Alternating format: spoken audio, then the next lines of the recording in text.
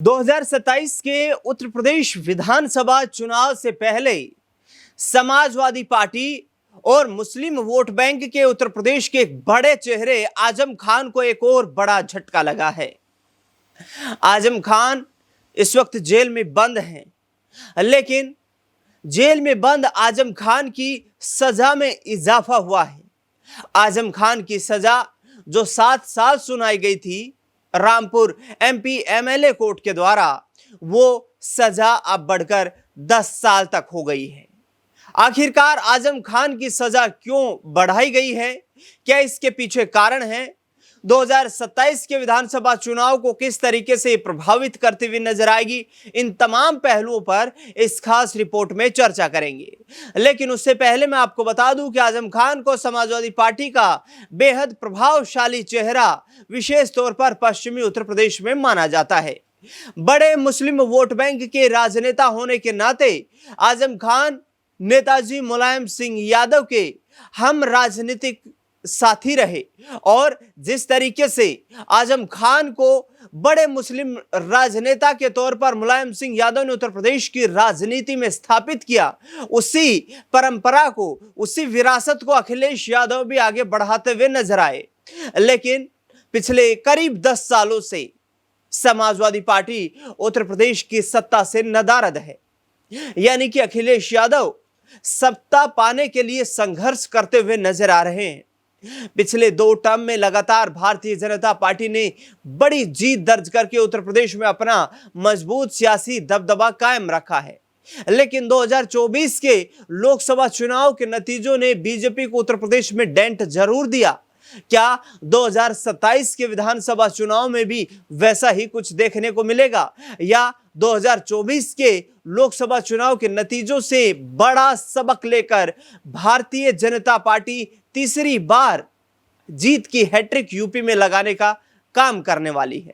बहरहाल लौटते हैं वापस आजम खान के मुद्दे पर कि आखिरकार आजम खान की सजा को क्यों बढ़ाया गया है।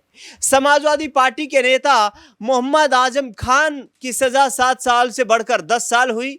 2 पैन कार्ड मामले में कोर्ट का बड़ा फैसला, अब्दुल्ला आजम पर भी लगा भारी जुर्माना।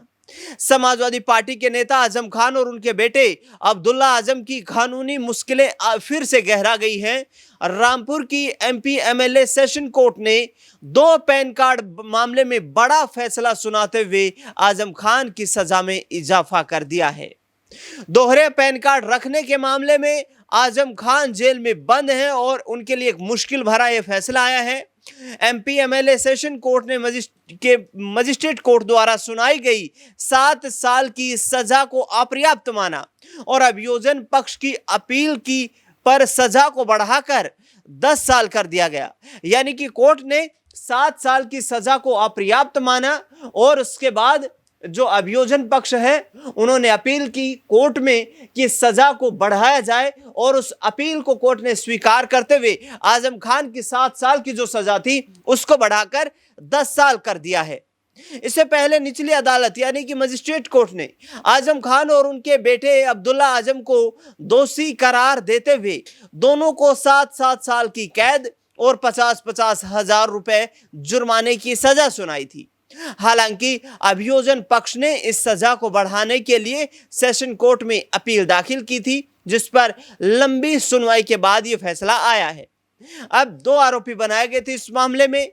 मोहम्मद आजम खान, पुरानी सजा इनकी 7 साल थी, नई सजा 3 साल बढ़ा करके 10 साल कर दी गई है। 50,000 रुपए जुर्माना लगाया गया है।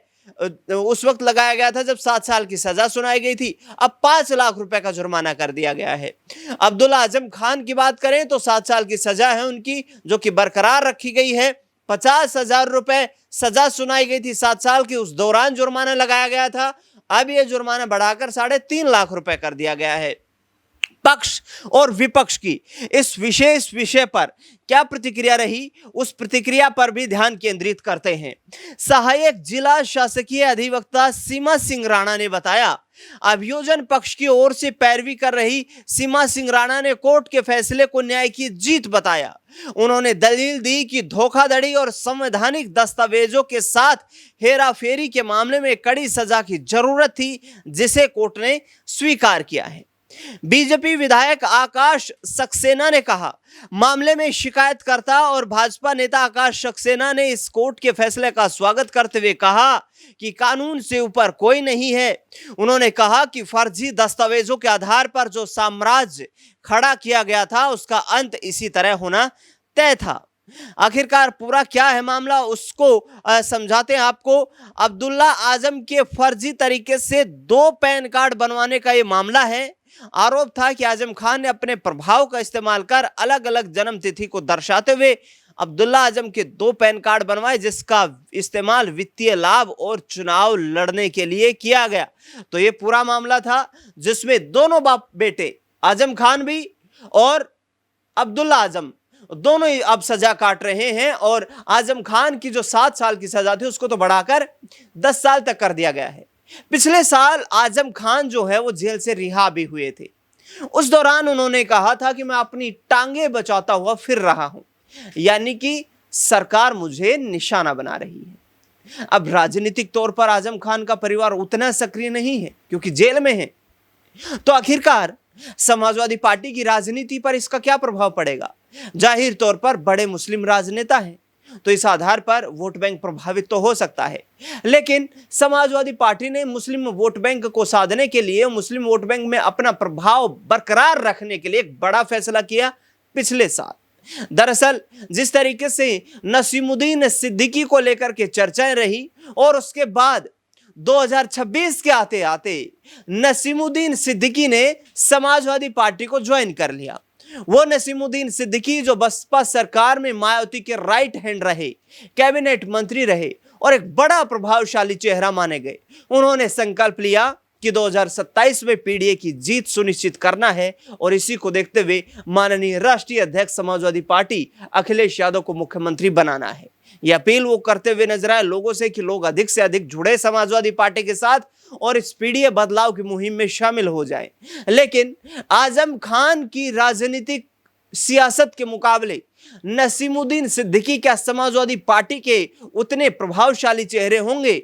इस पर हमने अपने वरिष्ठ सहयोगी अमन जी से जानने का प्रयास किया। उन्होंने विस्तार से क्या कुछ बताया, सुनिए जरा। देखिए दिनेश जी, अगर हम उत्तर प्रदेश की बात कर रहे हैं तो बिल्कुल इसमें कोई दो मत नहीं होना चाहिए कि मुस्लिम वोटर जो है वो किसी भी पार्टी के लिए अगर वो उसके हक में जाता है तो सत्ता में लाने की उसकी बड़ी भूमिका रहती है। इसीलिए आप देखेंगे समाजवादी पार्टी में जिस तरह से आजम खान का प्रभाव कम हुआ तो वहीं उनको ज़रूरत थी एक ऐसे नेता की जो मुस्लिमों को लेकर एक तरीके का एक माहौल क्रिएट कर सके और समाजवादी पार्टी को इसका फ़ायदा होता हुआ दिखाई पड़े। चूँकि नसीमुद्दीन सिद्दीकी एक वो चेहरा है जिन्होंने बसपा के अंदर रहते हुए बसपा को बहुत ज़्यादा मजबूत किया था और ये वही नसीमुद्दीन सिद्दीकी है जो 2007 में सबसे बड़े मास्टरमाइंड थे, सबसे बड़ा प्लान और सबसे बड़े समीकरण के कर्ता धर्ता थे। और इन्हीं की वजह से कहा जाता है कि बीएसपी ने उत्तर प्रदेश के अंदर अपनी पूरी बहुमत की सरकार कहीं ना कहीं बनाई थी। तो यहाँ पर अगर वो अब सपा के अंदर हैं और जैसा कि हम लगातार देख रहे हैं कि आजम खान का प्रभाव न सिर्फ कम हो रहा है बल्कि तमाम तरह का दबाव